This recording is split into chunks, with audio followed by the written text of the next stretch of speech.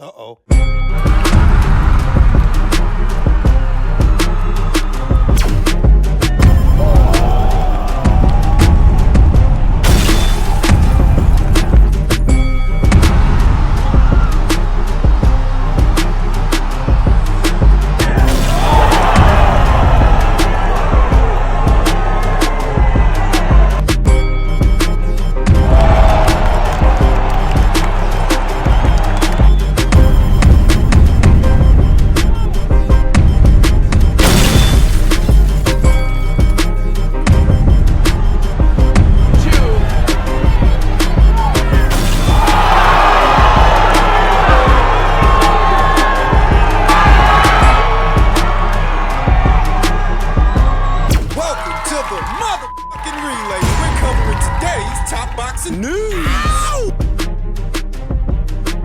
Okay, we'll start with this. What are some critiques, some criticisms for the upcoming Shields versus Perkins fight that is now being billed as an undisputed title fight? This is what they did for Clarissa at middleweight and at junior middleweight. A Twitter user that goes by the name Boxeo Pats said, 42-year-old Perkins with 5 pro fights for 3 vacant titles for undisputed, absolutely embarrassing. Most people don't seem to realize that the titles that Clarissa fought for at middle and at junior middle, most of them were vacant. When she fought Christina Hammer at 160, that was the only champion that she fought there, and the only champion she won a belt from. The other 3 were vacant. And it was the same at junior middleweight. The only champion that she fought there was Canada's own Marie-Eve Dicaire. The other 3 titles, they were basically gift-wrapped for her, and that's what they're doing now for this Danielle Perkins fight. So that when you all of a sudden bill it as an undisputed title fight,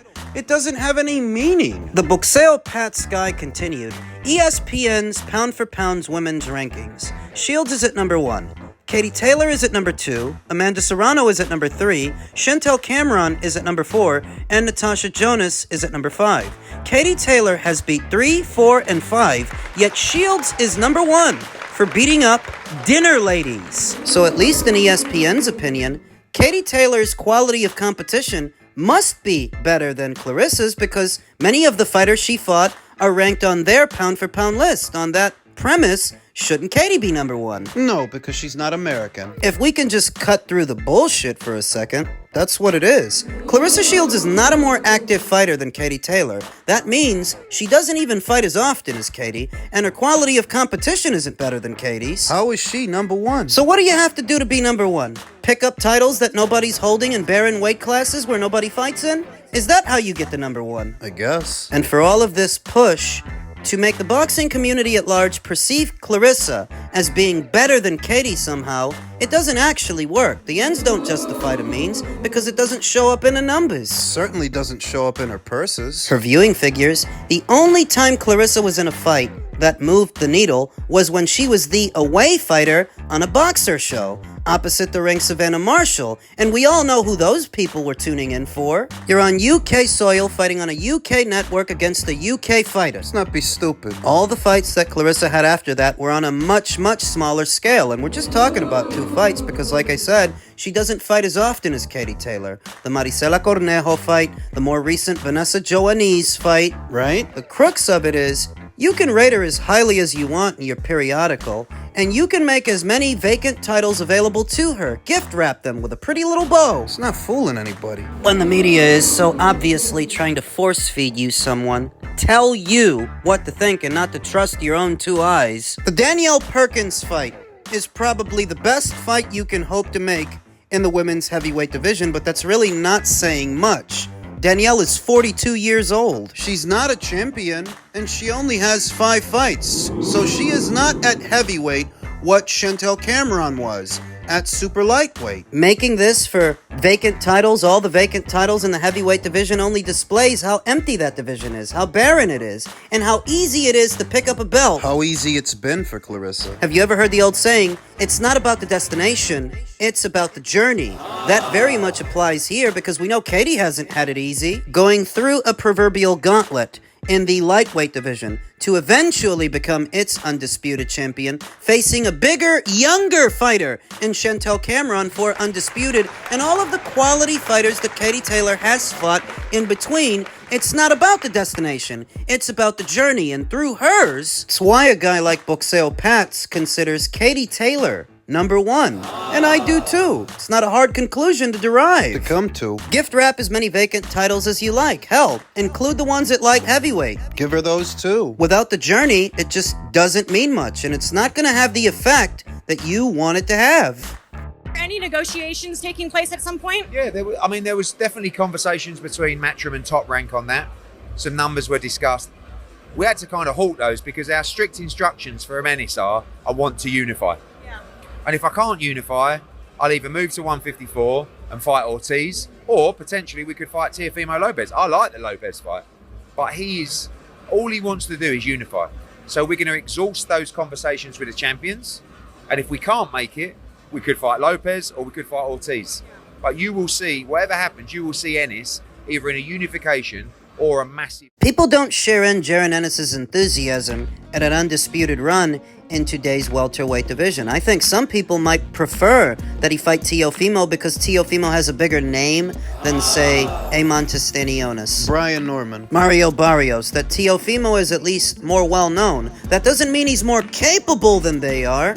But this is how your average boxing fan's mind works. And even then, I don't think fighting Teofimo would have exempted him from all the criticism, because what some people likely would have said is, you turned down Virgil Ortiz at 154 to fight a guy from 140 at 147. The only fight that would have exempted him from any kind of criticism, I think, is the Ortiz fight. That's the only one where you really can't complain. Myself, I think some of the complaints are nonsensical when you think about this in steps. Here you have a guy who struggled not once, but twice with Karen Chukadzian. You tell yourself that he's head and shoulders above the other champions at the weight, but he's the same guy who just struggled with Karen Chukadzian. So who says that he wouldn't struggle with them? That he wouldn't struggle with Stanionis, or he wouldn't struggle with Brian Norman?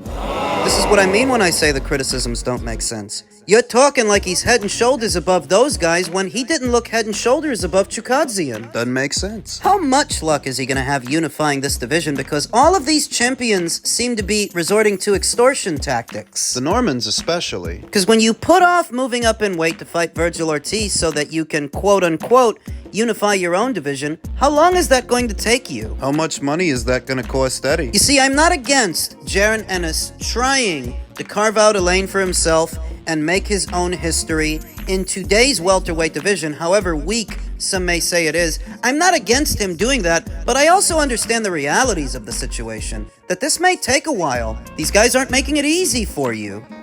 Yeah, so if he wants to stay at 147, I understand, but yeah, looking from the fans, I'm also understand him, So when he didn't took the fight, the people could call us, I'll be jumping in. So nobody called us.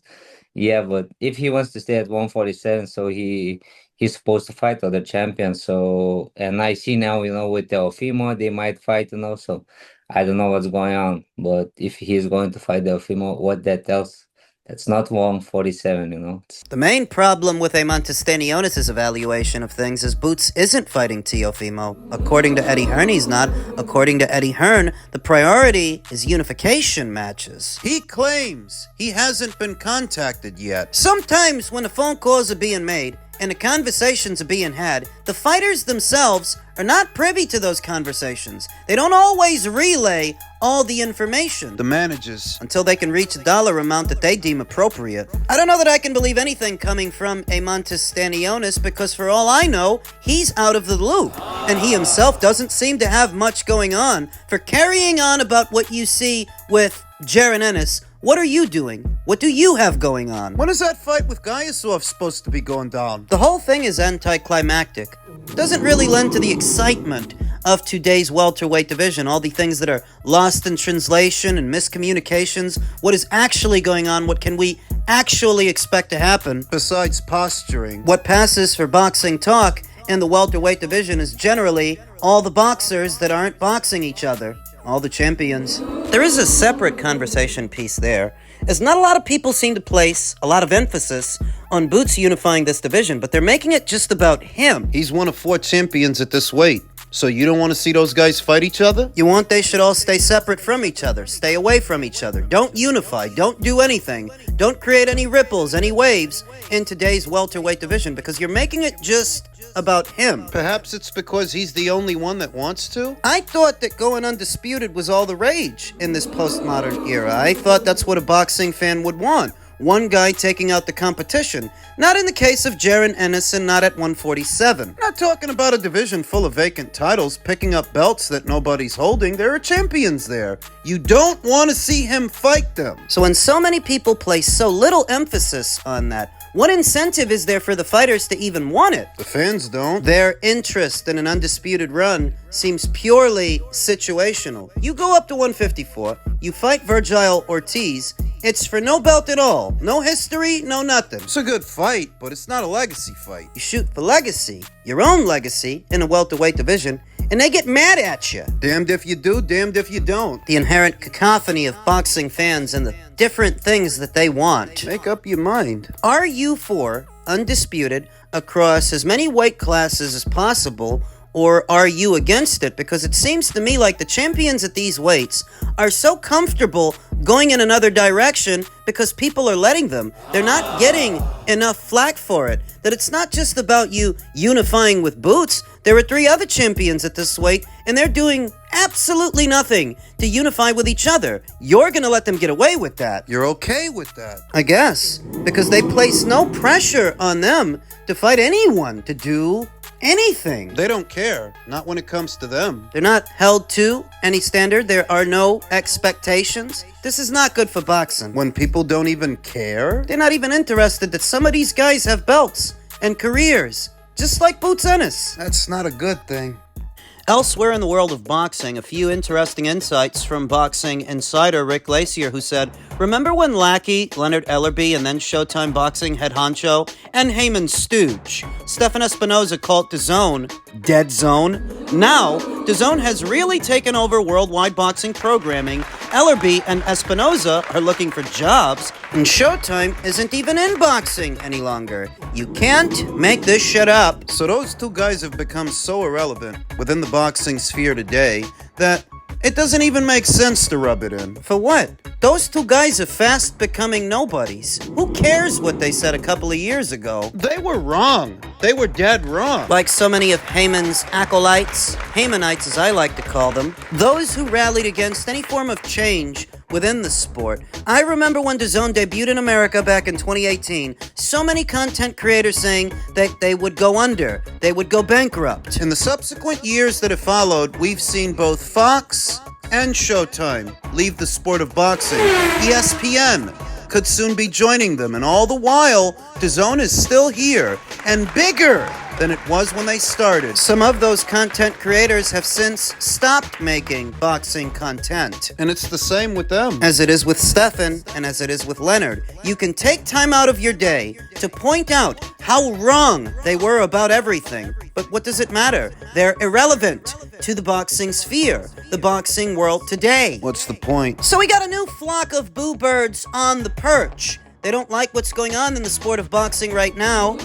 Rick Glaser said, I keep seeing and hearing from American boxing writers that boxing has now become a niche sport. No, that's not actually what's happening. What is happening is boxing now has become more global than ever before, in big part due to its popularity around the world, and due to technology such as streaming. Today, Turkey El Al Sheikh presents the World Heavyweight Championship being fought for in Riyadh, Saudi Arabia. In January, Inoue fights in Tokyo in front of 35,000 people, and Dubois versus Joshua recently drew 95,000 people at Wembley. Boxing is bigger than ever globally, and because of that, the biggest fights are sometimes not held in America. any longer, but that does not make it a niche sport. The last time I looked, the world was a lot bigger than the United States, and boxing is truly a worldwide sport. Does that sound familiar? Because I've been saying that on this channel for about 5 years. One Twitter user that goes by the name Rhythm Up said, yes, but those fights you mentioned don't sell in the USA. To which Rick Glaser responded, that's the point. The world is bigger than the United States, and the sport of boxing is no longer reliant on an American economy. Of course, we can remember a time when America cornered the market on boxing and boxers. But that time is long since past, and change is inevitable. Inexorable. I saw another Twitter user that goes by the name Father of the Year respond to Rick by saying, American boxing is not the same without HBO and Showtime, to which Rick responded, but part of the reason HBO and Showtime are no longer in boxing is because it got so global, and neither wanted to put up the financial commitment to compete against worldwide apps. So this is a bit bigger than just what's going on within the boxing sphere. This is about a transition. The transition from conventional cable to streaming, and how streaming is revolutionizing the sport. That connectivity from one corner of the world to another, the change from 8-track tapes to cassettes, cassettes to CDs, CDs to MP3s to streaming. Things change. The axis of power along with them. So where once upon a time, America was the hub for boxing, not anymore. And that's the direction that things have been moving in gradually, year by year. And I've talked about it a million times here on the channel, while Boo Birds rallied against DAZN or against Turkey LL Sheik. They can't see the forest through the trees. I'll condense it. Decades ago, boxing ended up on cable and premium cable networks, which over time caused the audience to shrink because not everybody had basic cable and not everybody had premium cable. Little by little, the audience that consumes boxing got smaller, though it wasn't right away. It was a slow burn. The advent of pay-per-view and all of those fights that ended up on pay-per-view for the promise of a few more dollars than what you normally get, that also caused boxing's audience to shrink, since the sport is not immediately accessible to the common man. It's a contributing factor. When HBO left the sport of boxing, boxing in America was in better shape than it is right now. When HBO left the sport of boxing, they were in better shape than Showtime is right now. They saw it coming. Fox leaves, then Showtime. Next year it might be ESPN. Enter a DAZN, enter a Turkey LL Sheik, pouring millions upon millions of dollars into the sport that would have been coming from those broadcasters, but they're gone. They've no stake in the sport of boxing anymore.